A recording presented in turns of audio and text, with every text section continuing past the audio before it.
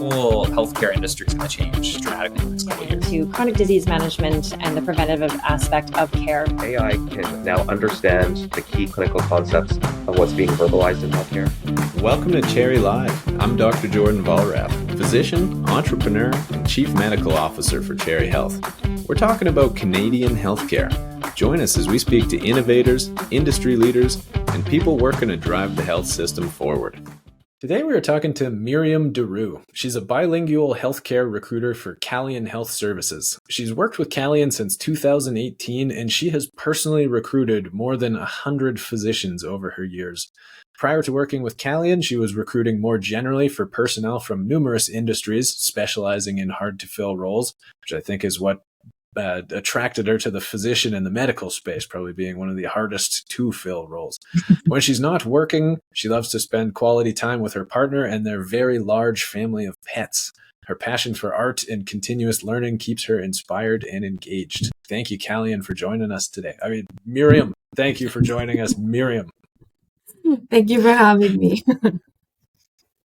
So tell me a little bit more about Calian. Following up on the episode we just did with Dr. Ivan Ivanecki like a week ago, this might be a little bit discordant in when we actually published the different pieces. But so he was a family physician working on the military bases here in Canada. He had a fascinating perspective just in terms of the job itself and like how the system operates and all the cool things going on behind the scenes. And so Calian is the company that actually works with the Department of Defense and does all the recruiting for the civilian physicians on the basis. So I'm really excited to get your perspective. Tell me a little bit more about Calian itself. You guys have been around for decades now. It's a company that's like 40 something years old. 45 since 1982, actually. The general company started in Ottawa, and back then there was no necessarily divisions. So what I work for is mostly the divisions for health. So we do also provide learning. There's an IT and cyber solutions, and we also have advanced technologies. So each of those divisions has their own specialty. To their own degree involved with the national defense. They have been a major partner of the different work we do, but Calian Health has that contract with the national defense for about 20 years at this point. So quite impressive. Personally, I was impressed when I joined in, and that was kind of attractive. Is there anybody else doing the same thing, the recruiting for the Department of Defense, or you guys have the monopoly on this area? We have the monopoly. It's an exclusive partnership we have with them, and it's a great relationship we have with them. It just, from the company itself being built, there is a lot within our corporate teams. A lot of former military are using a lot of that expertise. So that's how that came to become a contract that we have with them, simply by the networking and the relationship we have with them. Very cool. Very cool. And then, so the recruiting, obviously you guys are doing a lot of that, and not just physicians, but other healthcare professionals as well. There's other parts of Calian. This is sort of a giant company doing all kinds of different things, in healthcare and otherwise.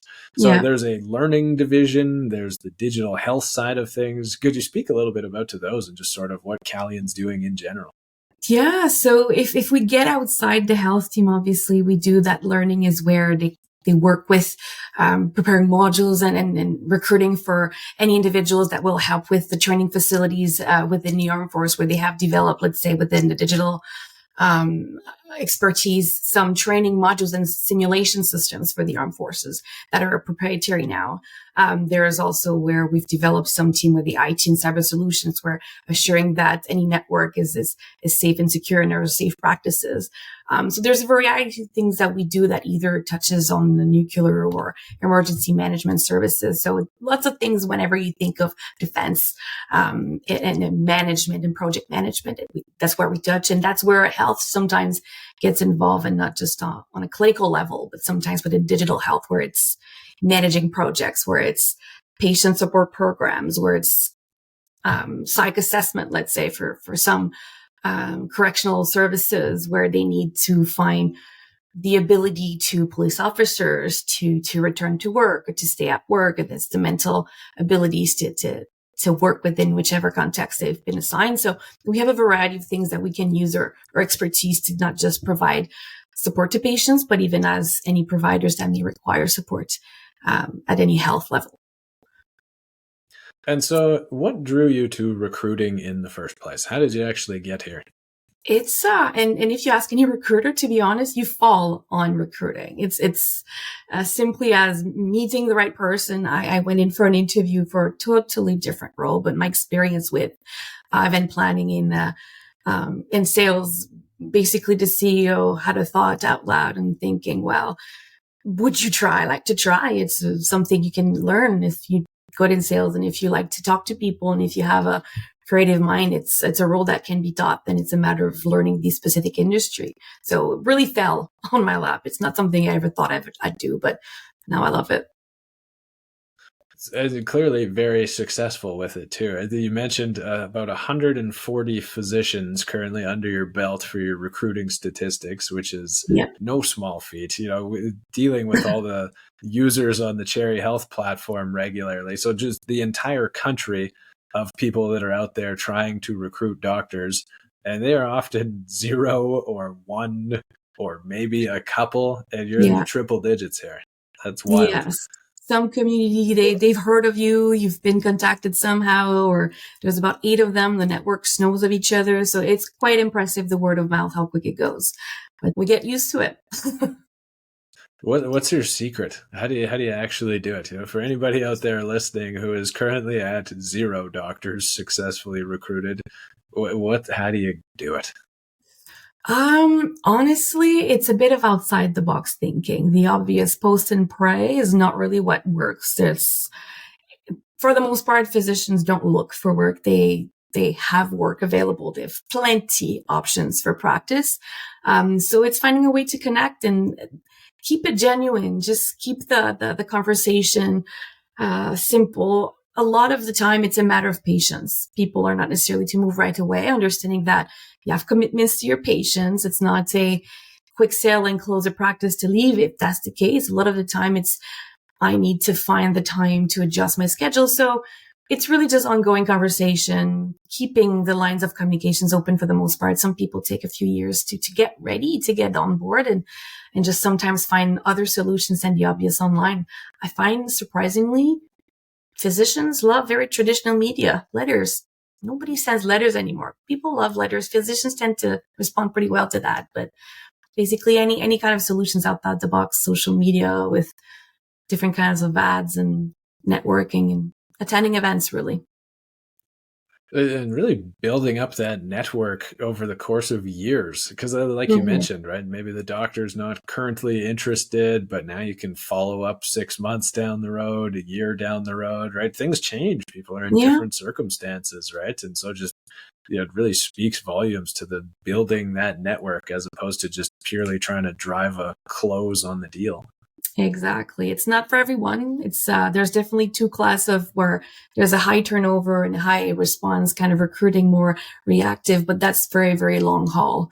And so some people find that kind of exhausting because it's not going to be right away. But a lot of people, when there's some portfolio, that's the way the market works. And that's the way that you have to adjust and no pressure. And then eventually it works. And so outside the box thinking, right, you got to get creative in terms of getting in touch with them. It's kind of funny that sending letters is now outside the box thinking. That's like the most, old school classic way of doing things, but that's now it's a fancy new strategy. So you got to get in front of them. What do doctors or other healthcare providers, what do they tend to be looking for? When it comes to their values and how you guys are actually helping them scratch those itches and satisfy those needs, not just them, but their family. What are those things that are most important to physicians that you're seeing in 2024? I would say mostly in 2024. Before 2020 might be a bit different. I've seen a different shift in what people are looking for in terms of satisfaction. I would say a lot of the fact that you can get a good work-life balance, like having time to live outside of your work, it not taking everything out of your energy and being able to enjoy that time off and really have that time off, knowing what you're committing to and having a time to really see your patients. A lot of time people find frustrations where they're no longer having as much time with their patients and there's a pressure to see a lot of patients with a certain amount of time and administering and managing a clinic. Sometimes people say, I thought I wanted to have, and then it's kind of taking me away from what drove me to become a physician is being able to spend time with my patients. And I find that's where people meet their goals, those contracts on the basis where those are really the driving factor in the type of practice they have is providing quality care and being there for your patients. So giving them the time to do that. That's really cool. So it really is about just like giving them a happy life work balance, right? You're like doing good, seeing your patients, doing what you're trained to do, and then not feeling overwhelmed by it all. Definitely. There's a lot of case where people would have had those insane busy practice and eventually they come back a few years and be like, I'm ready to settle. I'm ready to slow down. And that's usually what I have is people ready to slow down and kind of enjoy the pace of life. A lot of people saying, well, I want to be there for my family. I have kids and I've got to be able to take them and have my weekends off. And that's usually when we have people come back and realize like that's where I actually meet my interest in my work. And that's what we're here for. Who do you say no to, in terms of the matchmaking process of finding a position and finding a suitable candidate? What are some of those like core fundamental incompatibilities that you've seen? I find, and it's a matter of case by case, but some people that are motivated by just very competitive environment where they have to drive the revenue, where they have to see as many patients, and when they're more independent, obviously where they have to navigate a very structured environment. Like, we're no secret here that working within a military environment, you have to respect certain rules and there's a structure in place. And some people might not be able to mesh well with that, regardless of the experiences. Being able to fit that lifestyle it's not for everyone. Some people are just so used to working by themselves and it's very team oriented kind of clinic. So that's when I feel some people are a bit more self-motivated. I find they're not necessarily meeting the kind of personality that will work well or long-term with those clinics, and it might clash at some point. Yeah, they sound like they'd be more suited for, just running and managing their own business out in the community somewhere. And they're more that entrepreneurial, trying to really build the business up. And that's sort of their primary motivator as opposed to like the patient care. Yeah. Or where they want to lead change and they think they're going to get there. And then they want to bring in new ideas where you're like, well, slow down. You have to take your place first. And there are ways. Definitely, we also have roles for people to do that, but there's a time and place. And it's not necessarily the best when people come in with that. Like, great, I'm going to get in the right place to make things happen. You have to kind of manage that expectations. Working with the Department of National Defense here, obviously this is like a very large structured institution, right? They've been around for a long time and probably have some very, very clear-cut policies and regulations. How does the physician integrate with that, right? They're not actually joining the military. They're still civilians. So what sorts of things do they actually need to abide by or do differently that they wouldn't otherwise have thought of, just working in a community practice? Well, the most part is just within process. They have to go through clearance, and a lot of members are not used to having to provide as many credentials. So because of our structure, we need to respond to contracts authorities where they ask. It says black and white where you have to provide X, Y, and Z paperwork, regardless of how you're used to practicing, where people have to wait a bit to get through the process, where there's some red tape you have to go through. And then that patience to get through that is not for everyone. Some people are calling and they want a typical locum where they're going to be ready to start next week, fly in, do that for a few months. And some people have to adjust to the fact that there's a lot of hurry up and wait. A lot of people have heard that. It is true. We need everything yesterday, but we need to go through each and every step and be patient, in between. What else I would say? Just the chain of command, but for the most part, they have their own ways to refer. You go through specific system and specialists in the occupational medicine front. It's not an environment they've worked at that capacity. So you might have worked in a civilian clinic. Obviously, you always get those WSIB cases where it's related to that, but then it's really learning on the spot the work they do specific to the trades that you're not familiar with. And that's something they have to get used to. It takes some time to get used to. They provide you the time. There's no expectations of you getting used to it within a week or two, but some people have just simply by nature being striving for getting up to speed right away. And I have to tell them, like, be patient with yourself. It will take some time. And some people take a few months to get used to it, and that's normal. Like, it's not the same. So simply on a personal level, some people can take it hard, and that's where they have to get used to. Well, I guess, yeah, you are taking on it's essentially like a new specialty, I guess, right? It's like a completely different niche of patients with a unique set of conditions coming in. It's not something that there's like training required for prior experience ahead of time, but, be prepared to do some on the job learning. Yeah. And that's the beauty of it, where you can't have that experience. And that's why sometimes like residents will find they finish their training, they do their exam, and they could start right away. And that's the perfect environment to get up to speed with that and getting that and bringing that to the community, because it is very niche. Like, it's a lot of men for the most part. Yes, it is diverse, but still very mainly adults. And I would say between 18 to 45, up to 60 sometime. But it is very specific population that you don't get to see that much of that in the community and such a concentrated level. So definitely something that you can bring outside and adapt whatever clinic and provide extra care for that.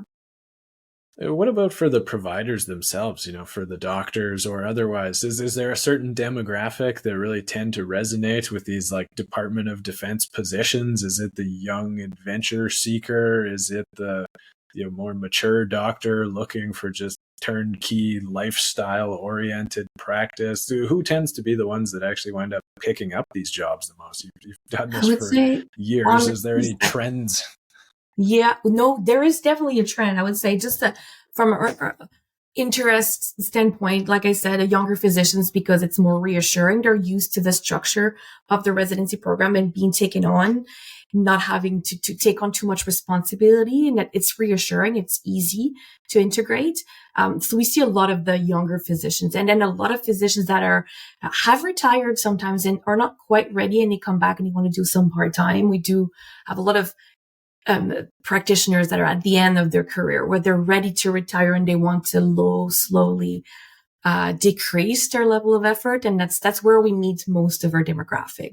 And it does meet a lot with the fact that even uniform physicians, when they do release from the armed forces, when they're mid-40s or 50s, are still very much able to do the work, but they're used to that environment. And a lot of the times, that is another big component of being able to stay on board and continue on, knowing the network and knowing the way they operate, but being able to take off the uniform, also take off a lot of time where they do a lot of admin work and they don't see as many patients. So when they come back and they work on contracts with us, that gives them that ability to go back to this really what being a physician was to them at the earlier days. So this is what we see the most, but we can see pretty much anything in between. But that's the main trend, I would say.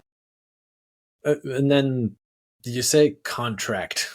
This is sort of a foreign word to doctors. We never see this. You either take on a panel and you're just, I don't even know what the word for that is. You start a practice, or you locum. What is a contract in terms of the actual job structure? So the contract context itself is this. I don't call it a locum because it's not shorter term, but it's as similar as they would be assigned a location for a set amount of time. When we work on contract with the National Defense, we administer it, but the provider is basically as a sole proprietor, is independent. So they provide consulting services initially. So they don't bill the same way. They don't quote the same amount of work. They have less, I would say, like they're not an employee. They're not expected to follow the same process as an employee would. They're independent. They have their own practice. A lot of them have practice on the side. So it's not their full job. It's extra. Usually it's supplemental. Lots of people is to diversify, not necessarily as a main practice. So it's more contract work because you could do full year. You can renew. A lot of people have been on contract for many years. Dr. Evanaki is an example where they can decide to increase, they can decide to continue on, they can interrupt and come back. That we've seen a lot. But that gives you that freedom of you're not stuck with a return of service where some people have to stay. Once you sign on and you work somewhere, you have to stay. Where for us, it's you're here for a set amount of time, and when it's no longer benefiting you or you want to explore something else, you can continue on. So you're really independent. That's simply to cater to that. Yeah, so the contract sounds the word itself almost a Here's little bit what people- intimidating. Yeah, it's scary, Yeah. but you can quit just like any other normal job anywhere in the world. Yeah, we only ask 10 days notice. That's basically it. You're not rostered patients, so you don't Very have generous. to transfer them. So it takes off that load. It's more for like to readjust schedules, for us to find someone to replace you, and it's you're not in the same limitations. So it's relatively easy, to leave. That's interesting. Okay, so it's actually a little bit more headacheless in terms of if you are to actually quit and leave your practice. I just finished recording an episode with the Rasky company about how you actually deal with your record management and just a lot of the headache that can entail if you don't plan things ahead. But that's not even an issue for you guys. This show is brought to you by Cherry Health, Canada's medical network where healthcare practitioners connect. Physicians, pharmacists, nurses, chiropractors, and all other healthcare professionals can sign up for free, start connecting, messaging with colleagues, or checking out job opportunities posted by thousands of employers across Canada. With dozens of healthcare-specific job filters and search options, we make it easy to advance your career, find your dream job, or line up your next locum with hundreds of new jobs posted every week. www.cherry.health to get connected today. No, that's no concern. And that's what's beneficial to a lot of people is it's hands off. The clinic is managed by the National Defense and they're very well structured. They have everything ready. And so that you don't have to worry about those side things because really you're there for your hours to be seeing your patients. Once you go home and you're not expected to do anything else. So what else could you have to manage outside of that? So it's simple. We'll simplify basically the practice for them. That sounds nice. Tell me more about the actual opportunities. Where can you actually go and practice on a military base in Canada or outside of Canada? We don't do outside of Canada. That is reserved for uniform members or reservists in some case. So that we don't manage those members, but on contract in Canada for military, any operational base right now, there's about 32. If I'm not wrong, don't quote me on that, but I think there's 32 locations from coast to coast, BC, Newfoundland, Ontario, Saskatchewan. Obviously, some locations are a bit more recurring than others. And each clinic is very different. We have some that are much larger than others. They serve different populations of members. Some of them it's a training base, or sometimes it's for recruits. You have much younger ones. And then in another location, you might have higher ranked ones with more complex cases where the mental health case is a bit heavier. So it really varies from location to another. So depending on where people live and what their interest is, we're not expecting them to relocate for us. They choose where they want to go, but there is options everywhere. There's some gorgeous remote locations that for people that are seeking kind of outdoors and working in different communities, that brings them to that environment that they would not have seen otherwise. And it's a matter of exploring Canada at this point. And does it wind up being a lot of acute care, like more of a walk-in clinic style of whatever healthcare issues pop up, and then the actual military service members have their own family doctor back home, wherever home is, managing chronic things? Or how does that actually work? So think of it as members tend to be relocated. So they will work on a base. They'll be posted at a location. They may work there for a few years and then they're relocated a lot throughout their career. So they don't really have time to be put on a list to see a physician in the community. So they don't have physicians in the community. They really are going to the clinic. So they provide, of course, the walk-in, what they call a sick parade. So for any kind of situations that may arise for any minor acute or depending on what the situation and what the base is doing. But they do any follow-ups. There would be their family physicians. They are assigned to that patient for the duration of their stay. And then they would be able to see them for any ongoing conditions that may arise until they're relocated to another location. So their medical records then are shared with the whole networks of clinics that they have. So wherever they have come through before, whichever other providers they've encountered, they have their full records there and they follow them simply. Gotcha. Okay, cool. And then in terms of choosing a location, like how many opportunities are currently open with Calian right now? For physicians only, I mean, a few Yeah, yeah. hundreds, a few hundreds, I would say, just on my list. And I cover mostly Quebec, Ontario. And right now I'm sharing that with two other colleagues for the West and the East. A few hundreds just for physicians, but upwards to 300 to 400 overall for health. Okay. And then where's the most popular base right now? What's the in vogue currently? What would you describe popular, as in where the need is higher or where people want to work the most? Depends. Yeah, where people want to work the most, I'm curious about. You mentioned the recreation and the outdoor opportunities and being in different parts of the country. Like, is there one base that's the hot commodity that everybody's trying to get the jobs at? Surprisingly, not really. Somehow, Toronto, which is a very small detachment, I basically never have anything to fill there. Some teams are just stable. There's no movement. A lot of people reach out about that location. There is a lot of the network. They're curious about it, but we don't have openings. And that happens a lot. Some people can reach out just randomly and say, I'm curious about this. And we don't have anything for them. And that happens. I would say wherever you have major cities, wherever we go to, it could be Vancouver, it could be Montreal, where hello physicians are. And usually within cities, you have such small clinics because clinics tend to be on remote locations, that they have lots of need on those remote locations, but you have to go. You have to be able to live in that area. And that's a bit more complicated sometimes to between the passion of going there and the reality of making it work.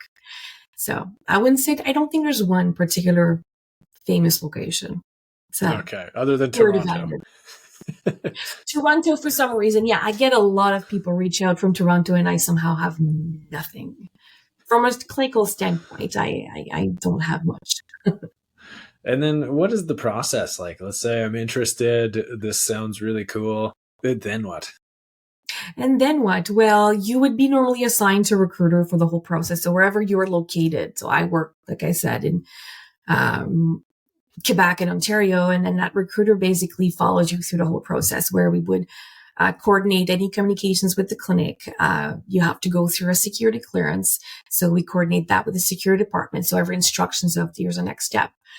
So I would conduct an interview just to gain insight as to what they're doing. In some case, if there's no CV that's already present, a lot of physicians don't necessarily carry a ready detailed CV. So I would build that with them, and we would do simple reference check and coordinating visits. Sometimes a matter of seeing the location, meeting with that team there, seeing who you'd report into, and then if the setup works, do you see the people working there? Do you see a match there? We coordinate these things. And then you would normally chat with me. You would chat with a contract manager that usually is assigned to you once you're on contract, kind of representing you at Calian. So wherever you have HR related questions, they would be your contact. And that person would chat with them to assess personality wise, like quality on paper, fine. But do you match with the clinic that I manage? So each of those contract managers is assigned a set of clinic that they are in communications constantly for their needs.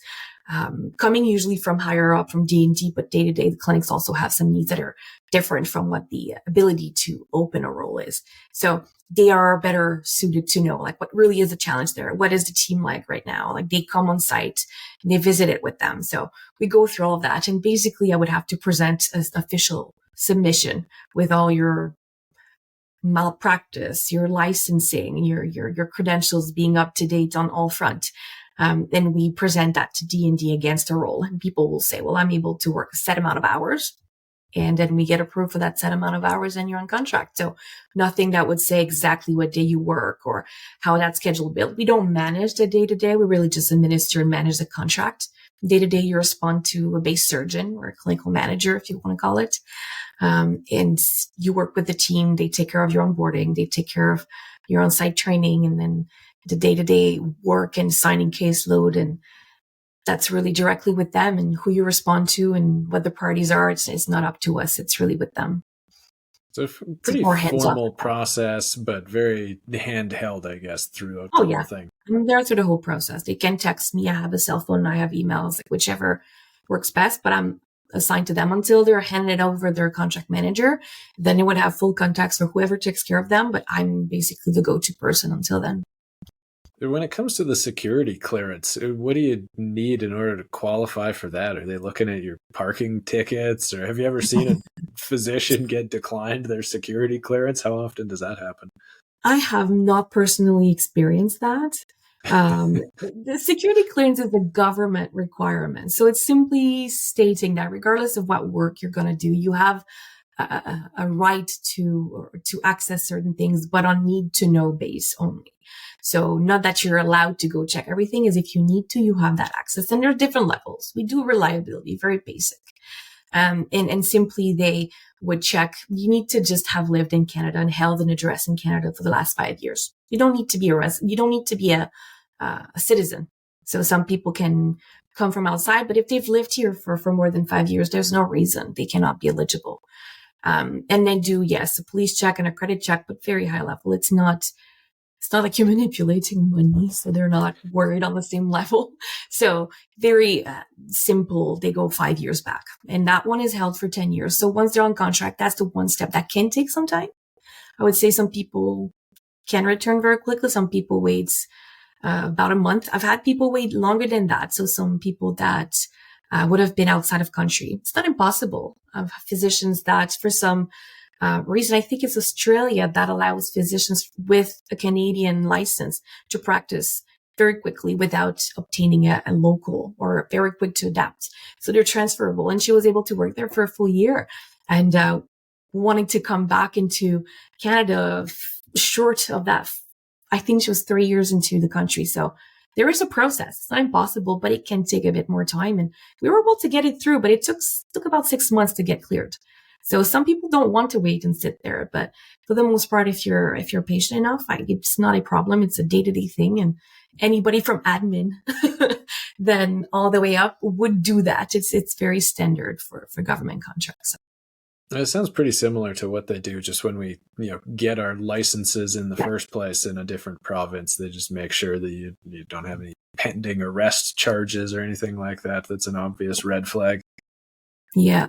And like, are you at risk of being bribed? Are you at risk of committing fraud? Like, these are just basic things. And I've gone through the process myself. Like, sometimes people are not so sure, and I can send them the link, and there's lots of information about what really do they check, but it's very similar to when you get your license. And sometimes people are concerned, like, well, I've had that. How do they?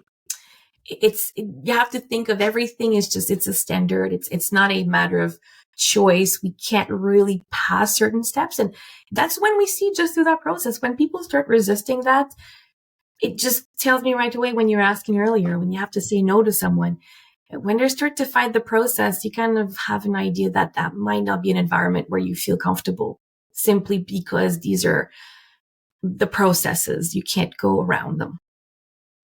And then, okay, I've signed up, I've sat down with you, we're going through some of those initial interview pieces. What are those questions that you're asking me as the physician to figure out what I would be a good fit for, or some of those compatibility pieces?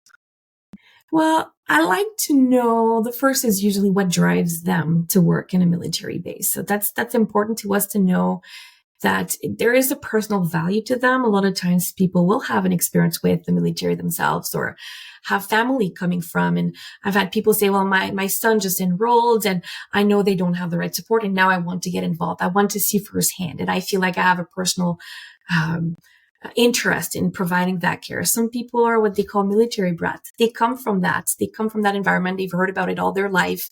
They wanted to do the base training, and then they kind of didn't feel comfortable enough. And now it's just going back to that initial interest. And there's different reason, but usually if there's a connection to something that drives them to work with that population, is usually where we kind of see a fit. So that's one major one. But otherwise, I would say in terms of clinical qualification, yes, a family physician has all the qualifications needed, but that environment will focus a lot on, obviously, occupational health that we've mentioned earlier, heavy on MSK. So people that are interested with active population that are active, they will collaborate lots with physio and orthosurgeons and such, and that's the kind of environment that is. So people that like pediatrics might not find their interest. And finally, I would say mental health. Yes, the reality is the population in general has an increased need for that, but specifically the way it's practiced at the base, the need is heavy. It's complex. There's a lot of waiting times even on base. So the need is heavy for that. Even if they do collaborate with the mental health team, and that's the beauty of it. You can refer internally. They have social workers, they have psychiatrists and psychologists. They work with addictions counselors in some case, depending on the base. But they do have a pretty wide team, but there is that level of trauma you have to consider when it comes to military, just from the lifestyle itself and the reality of them having to go to front in times to times. Yeah. What do you guys do to help support, if I want to do some ongoing education or learning, maybe I'm feeling deficient, or maybe I just want to like top up my skills in some of these areas to be more competent and a better provider. How does that work? Before getting on contract, you mean? Or it would during, be hard. Or after. During, I would say, well, when they're on site, they usually getting up to speed with the reality and the lingo they'll hear from just the general environment.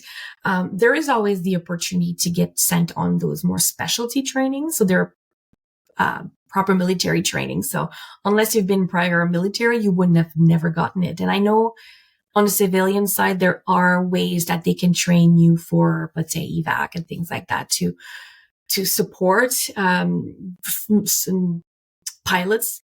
But in this case, we do work with a different specialty where there's a different trades associate and different occupational issues that can arise from that. So they do really train them at that capacity from a military standpoint. So that's an actual certification called flight surgeon. The need is always increasing, and you'll see that depending on the location of a base. If it's an air base, you'll definitely have more of that need, where you would then see those patients at that specific capacity with added training. And then you can also work with people that work in submarines and divers, where again, that is the environment is a bit different. There's a different pressure. There's a different access to things. The equipment itself can create issues. It's just the reality of the day to day. Not knowing firsthand what it may look like is hard to fathom, but just thinking of the fact that those environments can be different when they do deploy, and that there are some specific qualifications that they can train you on. So we do have set amount of civilians that can get nominated every year.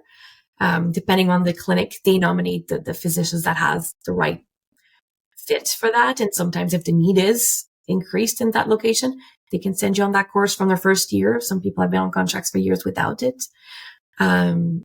So it's something that some people can look forward to. So every year we receive a handful of names that get sent there to increase their knowledge. So people look forward to that a lot. Yeah, so Dr. Igor Ivanecki, he had mentioned this, the dive certification and the aviation medicine is one of the coolest, opportunities that comes along with this. What are the different levels of that training and education? There was the basic aviation medicine, I think he mentioned, and then you can be the flight surgeon. That sounds like a pretty fancy title. Is there anything above that, or does that keep going? I'm pretty sure there is, because we also don't have access to those other specialties that are usually used for those that are deployed and then work on the field outside of the base. Those I would not necessarily be aware of. Flight surgeon, as far as I know, is pretty high standard, pretty higher up in terms of certification. So they go through those basic training, and then there's advanced training. So usually you have to go through a set amount, and then those would be sent also on those recertification courses after a few years. If you're no longer up to speed, like there's no official expiration, because if you work day to day with those patients, you are up to speed. But then you can increase that. But other than that, civilians cannot really access those, what we call I think tropical medicine, and I can't remember those other ones. But there's a variety of other ones that they have access to that we don't. But they will work within the team that might have people with these qualifications. It's always interesting, simply as within a team setting, learning from these people, from hearing their practice and learning from that. But it's not necessarily as formal.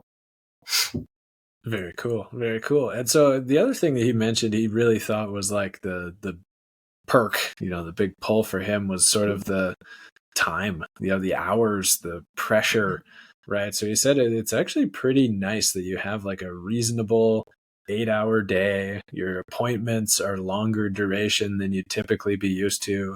You're not running sort of like a revolving door of patients, just like in, out, Mhm. in, out. You get to actually like take time, get to know people. How would you pitch it in terms of, those job perks and those job benefits? What are really those highlight pieces that you see as being the unique opportunity? But I would say usually it's an environment we actually get to go back to the basics and the passion behind the medicine. It's really providing quality over quantity is really what it is. Mm-hmm. Being there for your patient from the get-go, being able to address everything, providing them a full scope support because you're not as yourself, knowing that you can refer your patients to other specialists, but you as a provider having access to that to be able to discuss and treat patients properly and from a holistic perspective, being able to get insight from those providers. So that's something people tend to want and don't really see day to day. There's a lot of issues with the system in the community where people are getting frustrations with providing the quality of care they need, and not just by having the time, but having the knowledge and the expertise and having more than one set of hands on deck and just having other people that they can kind of discuss and get some more feedback from and getting their insights into their approach. And that's definitely something that is appealing to a lot of practitioners. Yeah. Well, it's tough when you feel stuck, right? When you feel like you're hitting a dead end with a patient case and you're just like, I don't know how to support this person. I feel like there's just a lack of community resources or access to follow up and specialized care for these people. It sounds like that's really like another one of the strengths of the actual on-base opportunities. And I would say it's not that it doesn't happen. Like there is always going to be a point where you can no longer, you've reached your limit. And that's the reality we face with a more diverse population where there's limitations of knowledge and ability to serve a more diverse population, but they have the ability to reach out to subject matter expert within a team located in Ottawa where they do manage those more complex. And then it gets to that next level where you need to go further. You need to have more explorations of care. And if it gets to a point where ultimately you have to think of it as your patient is expected to be as healthy as possible to stay on duty. If it gets to a point where your patient is sick enough that there's no possibility to not just adjust to duty, but there's a release at that point that might need to happen. But before you get to that point, you would normally have access to a medical team that works for that specifically, not to all that is there to support at the clinical level where there needs to be more investigation and adding on specialty support, and then they can reach out to that. So they're expanding on that currently. There's been a lot of movement in the last year where they're increasing that ability to serve a larger spectrum of the population. How does the clinic itself operate? Is it the same kind of thing we'd see out in the community anywhere in like a city or a small town, or is it like noticeably different? I'm not sure I'd be able to answer that properly because I'm not super familiar with how it operates in the community. But basically, a slight difference people might see is that the main team, and depending on how large some teams are, but if I'm thinking of some of my clinics serve up to 10,000 patients, they'll be subdivided. So you don't have one clinic, you go through reception and it's all a team, but they're divide each of those into their own administrative team or their own groups of physicians that have their own roster of patients that they share. And then within that team, you have a team of nurses, you have a team of PAs. So physician assistant is a profession we see a lot within the military. So on the civilian side, we do hire a lot of those. And then they would collaborate with that team, and then to share the patient caseload. So when you're not there, another physician is able to support you, which you won't necessarily see. And that's where within that team, they do that. But each of those is able then to refer. So they have the admin team that's able to support the patients, ensure that if they don't have the care locally, not all teams have specialty on site. They might have an agreement to the community. They have a system in place to send them directly to get access to it quickly. But you have your pharmacy within the team. The pharmacist could be down the hall. It's pretty helpful. Like you would have your physio at on site. You would have your whole mental health team. You have, depending on some locations, some have the dental team on site, some not. In Ottawa, for instance, I have a floor, like it's 5 floor. Each floor has a specialty, not a specialty, but a team focus. But that's the team where we would hire more specialists. So you have surgeons on site, literally. You have dermatologists, you might have internists, you might have radiologists. And right now what they do, so for the radio, that's the same thing. They have a lab on site and you're imaging on site, which you don't always have access to in community. You might have to send them outside. So you can do everything directly at arm's reach. So most clinics are not operated that way. So It's very kind of a mini well hospital. connected. Like the whole medical community is just very much in touch with each other in this environment. Definitely about 85 different medical profession that may be there. You spoke before we started recording about the military family doctor network. I was wondering if you could explain a little more around that. With the expansion of the Calgary Health team, so not just from our own physicians that we hire on contract, but also with one of our partner Primacy who operates clinics and they have a large networks of physicians. And knowing that is a community that we care for, given that our mission is to serve and support the national defense, and that we've created a program where it's an association and a matching system basically for physicians that can take on these families. So right now it's pretty much a 1-person team. And whenever a family is relocated to an area, like they don't have time to necessarily get on a list and wait sometimes years and never to be seen, where they're going to be located on that site for 2, 3, 4 years maybe. So we try to match them with a physician of the community that we might have that says, I could take that family for X amount of time if I can help. So the family would basically reach out and know how you have kids and what the needs are, what are your needs. And then that person will call around in the network and see, like, could you take these patients? And we just match them. And once the match is done, it's between them. So there's no billing associated. There's no fee or anything like that. It's more, if they want to be part of the network, they simply raise their hand and be like, I could take X family in this area. If they can take one, we're happy. So it has grown over the years. I would say like right now we've matched over 1,500 families.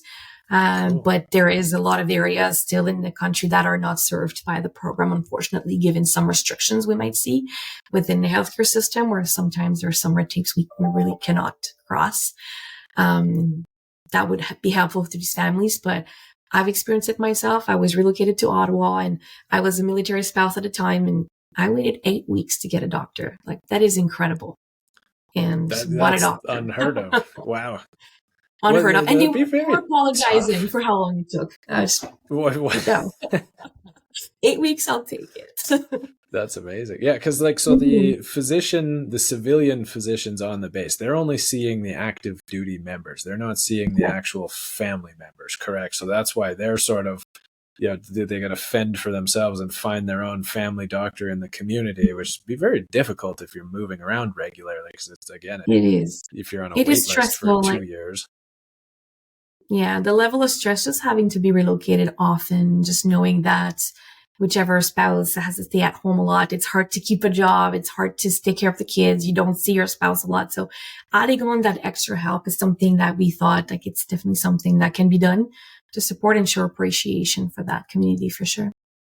And is that something that any of the family physicians or the other physicians just out in the community can sign up for to actually help out some of the active duty service members' families? Yeah, it's as simple as there's a form. They can just send their contacts and the person will get in touch with the family. It depends. Like if they have no locations close to, then maybe not. But yeah, it's as simple as reaching out and then they just try to match you. Very cool. Very cool. Okay. Well, if anybody is interested in getting in touch with you, wondering more about the military-based jobs, how can they get a hold of you? They can get a hold of me. I'm on LinkedIn. I'm on social media. They can reach out through email. My email address is pretty direct. I have an account on Cherry Health. They can book a call with me to chat about whichever locations they are if they're interested. I have a cell phone. They can call me. I'm attending a lot of the conference, continuous medical education, like the more larger one, I would say. So I'm usually having a booth. If it's not me, it's going to be one of my colleagues in the West or in the East. And we usually try to be present. Or sometimes it's just if you know of a civilian or another physician working on a base, they might have collaborated with us at some point. So a lot of word of mouth happens when people are they're know of a person and eventually end up on my desk. So if you're interested, Myriam is everywhere. You can't miss her. try to be. To the point of exhaustion. Certainly, Yeah. if anybody out there is interested in more details, definitely check out the episode from Dr. Igor Ivanecki, getting the firsthand experience about being the civilian physician on the military bases. I guess before we close off, Myriam, do you have any other final thoughts or anything else that you wanted to put out there? I would say there is definitely all sorts of options that are open to things. If it's not for you as a physician, there are different projects that we work on that might be interesting to different people. If it's just a matter of hearing about what those offers are and then just getting in touch, just get a hold of us and look into what we have to do. Awesome. Okay. Well, Myriam, thank you so much for taking the time to chat this afternoon. Appreciate it. Thank you so much, Jordan.